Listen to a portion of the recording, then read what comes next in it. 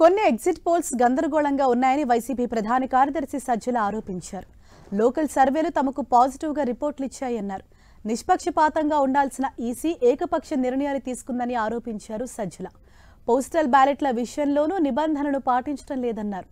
కౌంటింగ్లో అవకతవకలకు పాల్పడతారేమో అనే అనుమానం కలుగుతోందన్నారు. భారీ విజయం సాధిస్తామనే నమ్మకం తమకుందన్నారు సజ్జల.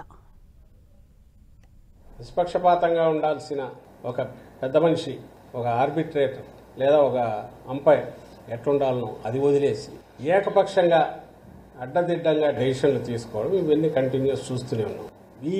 ఈ ప్రాసెస్లో ఫైనల్కి వచ్చేసరికి ఆఖరకు పోస్టల్ బ్యాలెట్ల విషయంలో ఈ మధ్య వచ్చిన డైరెక్షన్ కూడా నిన్నామన్నా కూడా మెన్షన్ చేశాం.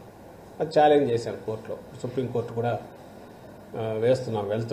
నిన్న ఇక్కడ హైకోర్టులో వెసులుబాటు రాకపోవడంతో ఇవన్నీ దేన్ని సూచిస్తున్నాయంటే అధికారం, సెంటర్లో ఉన్న అధికారం అర్థం పెట్టుకొని ఇప్పుడు ఎన్నికల కమిషన్ పరిధిలోకి ఇక్కడ అధికార యంత్రాంగము వస్తుంది. ఎన్నికలన్నీ దారాధ్వర్యంలో జరుగుతాయి కాబట్టి పోలింగ్లో కుదరకపోతే కౌంటింగ్లో కానీ ఏమైనా ఇన్ఫ్లుయెన్స్ చేయగలమనే ప్రయత్నం ఏమైనా చేస్తున్నారేమో అనే అనుమానాలు బలపడుతున్నాయి, వరుసగా జరుగుతున్నవి.